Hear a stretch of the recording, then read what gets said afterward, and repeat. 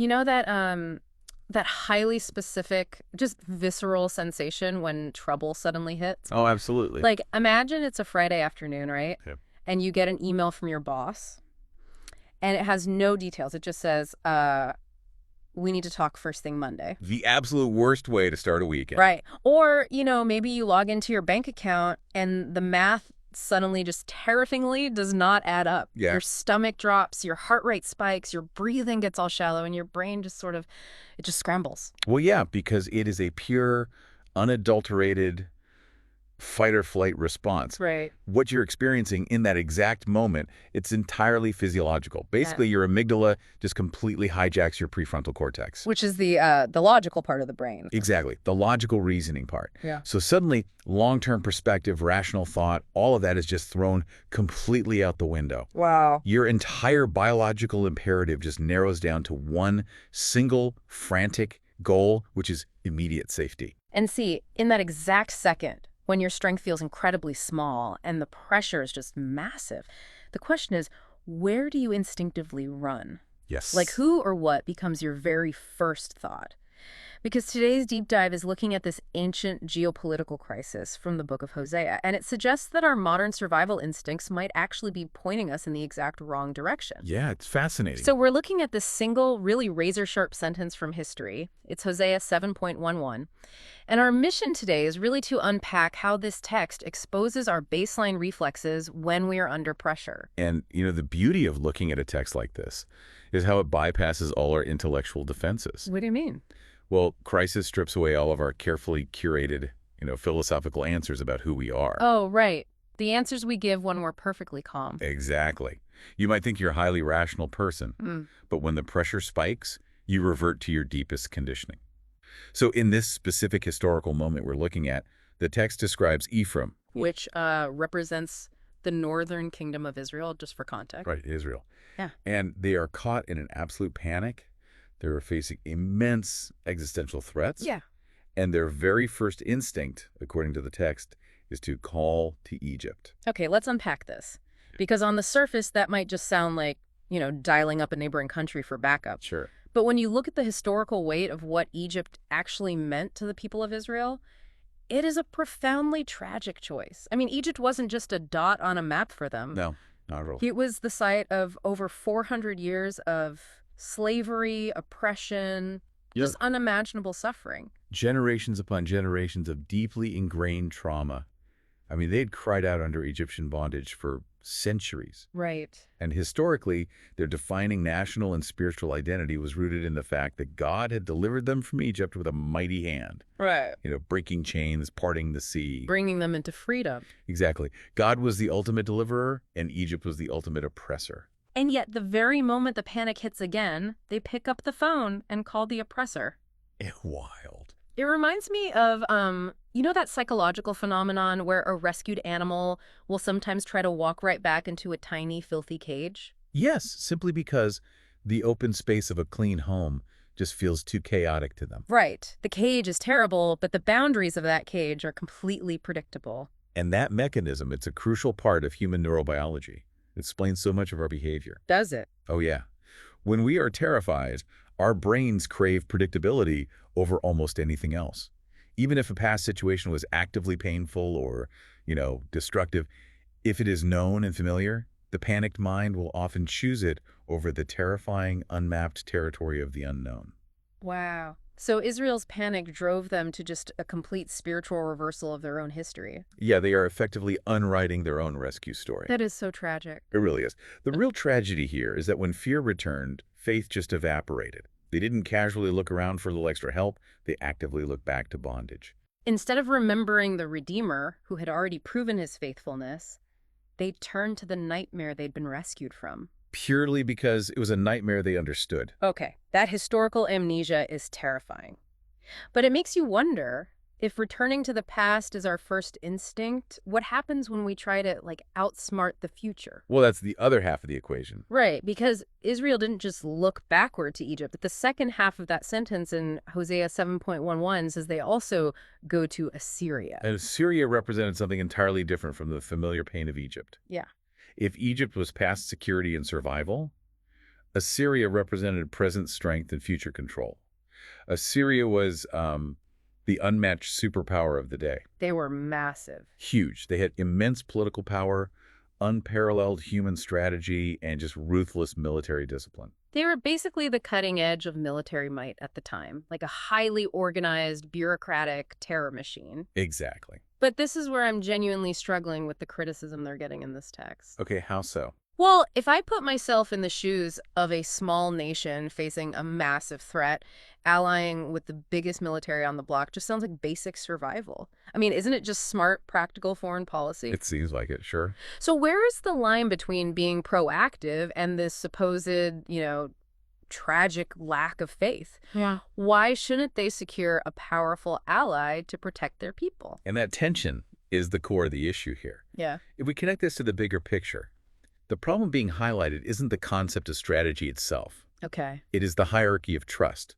Because when we look at how this played out historically, Assyria, the exact nation they trusted for safety and relied upon as their strategic backup plan, Yeah. they eventually became the empire that conquered and decimated them. Oh, wow. So the very thing they ran to for protection is what ultimately destroyed them. Because human strength, whether it's political power, military strategy, financial maneuvering, whatever, it's finite. The text is arguing that when human power is elevated above the divine... When it becomes the ultimate trust rather than just a subordinate tool? Exactly. It never saves you. The fatal flaw was that they were relying on the architecture of human power to do the job of God. They were incredibly active. I mean, they were moving everywhere, calling to Egypt, going to Assyria, seeking solutions. But they were moving entirely on the horizontal plane. Yes. They never looked up. They were just frantic, trying to numb the past with Egypt, trying to control the future with Assyria, and completely missing the vertical connection in the present. And that frantic horizontal movement, that is the mirror being held up to the modern mind right now. Because we aren't ancient kingdoms, obviously. Right, but we all have our own Egypts and Assyrias.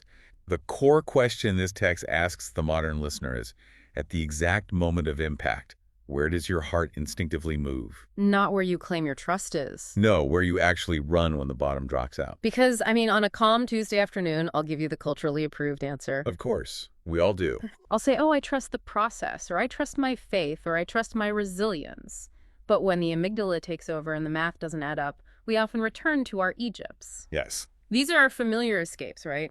The old habits, past behaviors, or even destructive patterns that once seemed to numb our pain. Yeah, when stress rises, the temptation is remarkably strong to reach for what once gave you temporary relief. Yeah. Even if you know, logically, that it damages your well-being or distances you from your core values. It's the impulse to go back to the toxic ex or the numbing distraction or the unhealthy coping mechanism. Just to escape the pressure, it is the known cage. And if we aren't retreating to the known cage of Egypt, we are sprinting forward to build the fortress of Assyria. Right. And the source material talks about how modern Assyrias are our reliance on systems, expertise, technology, or our own relentless planning. We try to micromanage our way out of vulnerability. Exactly. But there is a detail here that caught my attention, and honestly, it made me a bit uncomfortable. What was that? Well, the source specifically lists things like medicine, counseling, and planning as potential Assyrias. Yes. So wait, is the implication here that seeking therapy or taking medication in a crisis is somehow a failure of faith? Because telling someone in a mental health crisis not to seek professional help sounds incredibly irresponsible. I am so glad you brought that up because it is a crucial distinction to make. Misinterpreting this leads to very, very harmful outcomes. Yeah, it really could. Medicine, counseling, planning, these are undeniably good things. They are vital tools. The danger being highlighted in the text is absolutely not in seeking professional help. Okay, good. So what is the danger? The danger is seeking help apart from God. Oh, I see. So it's about the placement of these tools in our mental hierarchy. Exactly, which shifts the whole paradigm. It turns those modern tools into a supplement rather than the savior. A good thing becomes an Assyria. A misplaced trust when it replaces your dependence on the divine rather than operating under it. Think about where your hope is fundamentally anchored. If your primary ultimate hope is anchored entirely in a therapist fixing you or a financial plan saving you, what happens when a therapist makes a mistake or the market crashes? Your entire world collapses because your ultimate refuge proved to be finite. Exactly. It's the difference between saying, this strategy is my ultimate salvation, versus saying, I am trusting the process of healing and growth, and this strategy is simply a tool being used along the way. Yes.